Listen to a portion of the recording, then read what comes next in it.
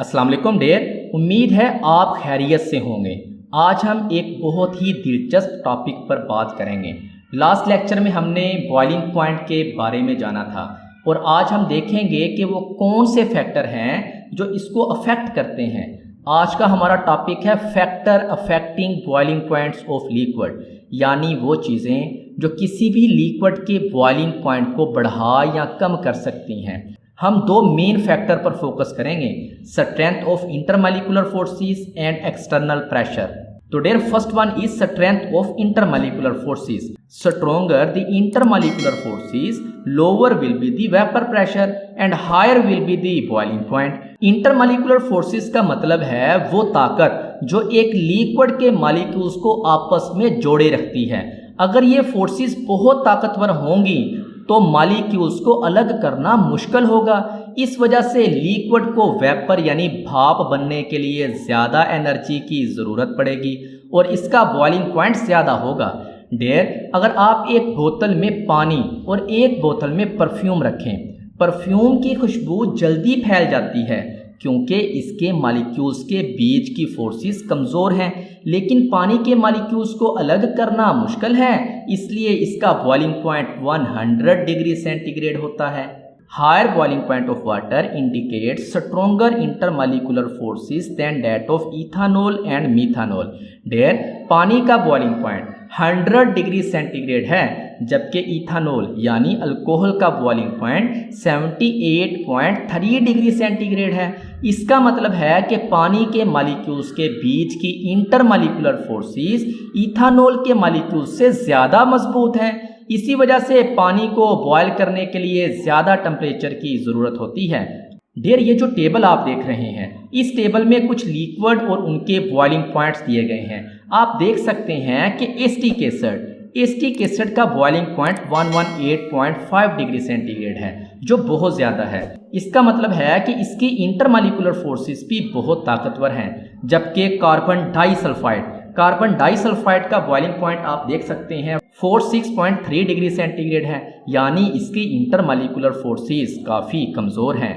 यानी अगर आप दो लिक्विड को कंपेयर करें, उनमें एक का बॉइलिंग पॉइंट ज़्यादा है और दूसरे का कम, तो जिसका बॉइलिंग पॉइंट ज़्यादा है इसका मतलब उसमें स्ट्रॉन्ग इंटरमॉलिक्यूलर फोर्सेस हैं as compare to other. There next factor is external pressure, यानी बाहर का दबाव। As already explained that when vapor pressure of a liquid becomes equal to the external pressure, then the liquid boils. हमने पहले देखा था कि कोई भी लिक्विड तब बॉयल होता है जब उसके अंदर का वेपर प्रेशर, भाप का दबाव, बाहर के एक्सटर्नल प्रेशर यानी माहौल के दबाव के बराबर हो जाता है। It means that when external pressure is changed, it's boiling point will also change. इसका मतलब ये है सीधा सीधा कि अगर बाहर का दबाव बदले तो बॉइलिंग पॉइंट भी बदल जाएगा। When the external pressure is high, the liquid requires greater amount of heat to equalize its vapor pressure to external pressure. In this way the boiling point is raised. अगर बाहर का दबाव यानी pressure ज़्यादा है तो लिक्विड को भी ज़्यादा दबाव यानी प्रेशर तक पहुंचना पड़ेगा, इसलिए इसको ज़्यादा एनर्जी यानी हीट की ज़रूरत पड़ेगी और इस वजह से इसका बॉइलिंग पॉइंट भी बढ़ जाएगा। मिसाल के तौर पे हम प्रेशर कुकर में खाना बनाते हैं, इसके अंदर प्रेशर बढ़ जाता है, इसलिए पानी का बॉइलिंग पॉइंट 100 डिग्री सेंटीग्रेड से ज़्यादा हो जाता है और खाना जल्दी पक जाता है। Similarly, at lower external pressure, a liquid absorbs less amount of heat and it boils at a lower temperature. इसी तरह अगर बाहर का दबाव यानी प्रेशर कम हो, जैसे कि पहाड़ों पर, तो लिक्विड को बॉयल होने के लिए कम प्रेशर तक ही पहुंचना पड़ता है, इसलिए इसको कम एनर्जी चाहिए होती है और ये कम टेम्परेचर पर ही बॉयल हो जाता है। हमने डिस्कस किया था कि जब लिक्विड का वेपर प्रेशर एक्सटर्नल प्रेशर के बराबर हो जाए तो लिक्विड बॉयल करता है, तो मतलब एक्सटर्नल प्रेशर चेंज होगा तो लिक्विड का बॉइलिंग पॉइंट भी चेंज होगा। For example, water shows boiling point of 120 degree centigrade at 1489 torr pressure and boils at 25 degree centigrade at 23.7 torr.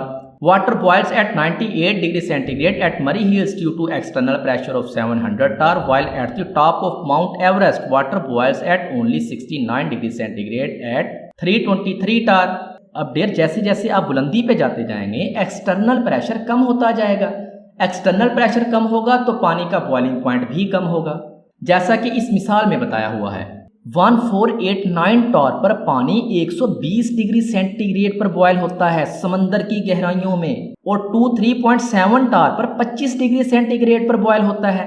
मतलब एक्सटर्नल प्रेशर इंक्रीज होने से बॉइलिंग पॉइंट इंक्रीज हो जाता है। मरी हिल्स में 700 टॉर प्रेशर पर पानी 98 डिग्री सेंटीग्रेड पर ही बॉयल हो जाता है, जबकि एवरेस्ट की चोटी पर 323 टॉर प्रेशर पर पानी सिर्फ 69 डिग्री सेंटीग्रेड पर बॉयल होता है। इसलिए पहाड़ों पर खाना पकाना मुश्किल होता है, क्योंकि वहाँ पानी का बॉइलिंग पॉइंट कम होता है। जब पानी का बॉइलिंग पॉइंट कम होगा तो पानी में हीट कम होगी, यानी गर्मी कम होगी, और खाना देर से पकेगा। We can increase the external pressure artificially on the surface of boiling water by using a pressure cooker. डेयर हम अपनी मर्जी से प्रेशर को इंक्रीज कर सकते हैं, जैसा कि प्रेशर कुकर में। इसमें पानी की भाप बाहर नहीं निकल पाती, जिससे कुकर के अंदर का दबाव यानी प्रेशर इंक्रीज हो जाता है और पानी 100 डिग्री सेंटीग्रेड से ज़्यादा टेम्परेचर पर बॉयल होता है। इससे खाना जल्दी पक जाता है। The pressure cooker is a closed container. The vapour of water formed is not allowed to escape. डेयर प्रेशर कुकर एक बंद बर्तन होता है।